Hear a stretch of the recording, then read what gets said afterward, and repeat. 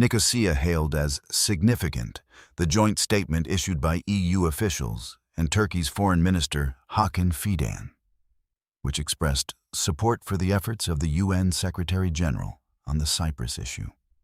CNA sources described as significant the references in the joint statement to backing the UN Secretary-General's efforts on the Cyprus problem, as well as to the importance of regional stability.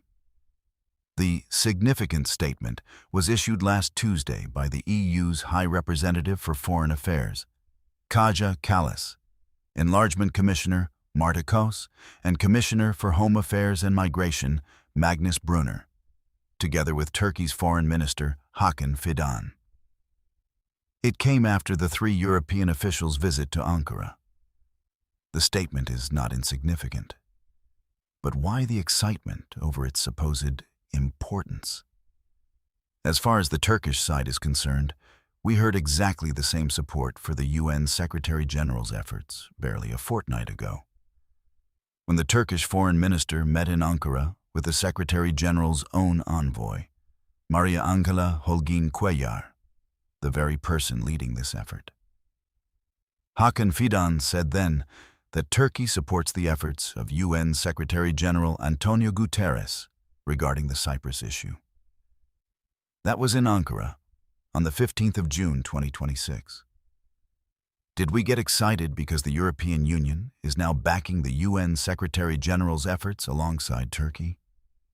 It would be naive to believe there was even the faintest chance that the EU would not support the United Nations' efforts on Cyprus.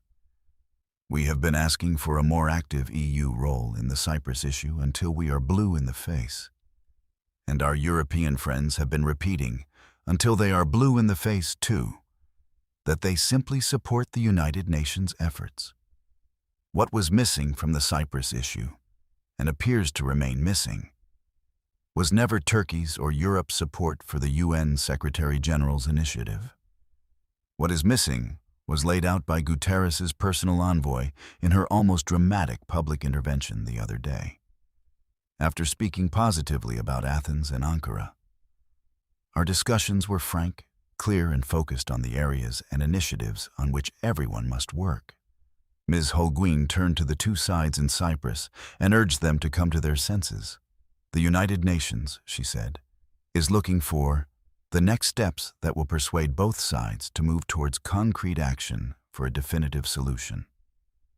Then she added, I sincerely hope that Cypriots will seize this historic opportunity to negotiate a lasting solution this time. Cypriots, she said. Not Turks, not Greeks, not Europeans. Cypriots. Which Cypriots exactly? That is worth thinking about.